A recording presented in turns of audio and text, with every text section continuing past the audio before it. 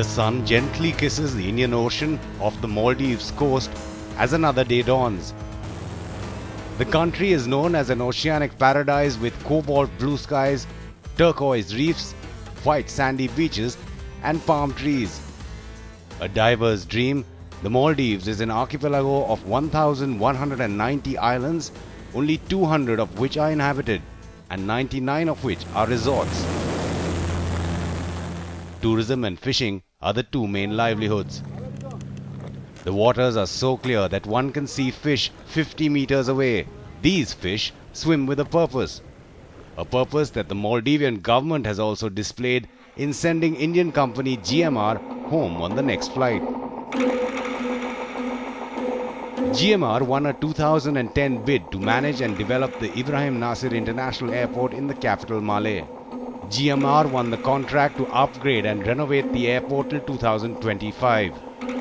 At $500 million, it was by far the biggest foreign direct investment in the island nation. But it was GNR's November reign for GMR on the 27th, with the Maldivian government scrapping the airport contract. Then, it was a roller coaster ride.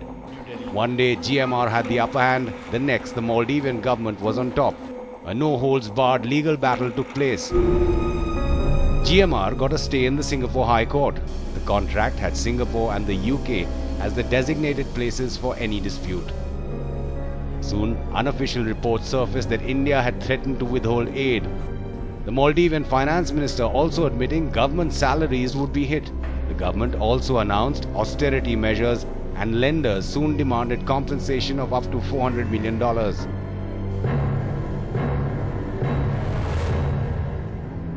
But then the surf was up for the government.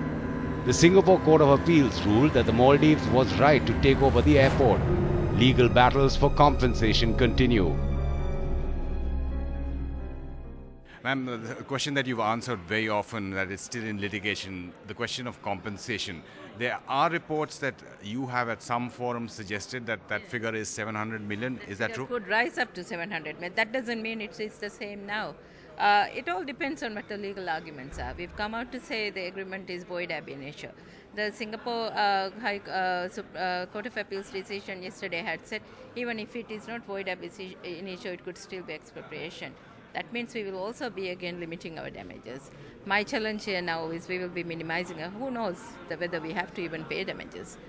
So you're saying whatever the final figure that is reached, the government of Maldives would pay that and would be able to pay that? Yeah, you're doubting us, is it?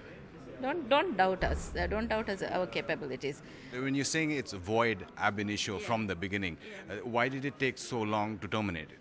I would refrain from giving out to you my legal arguments for the arbitral tribunal.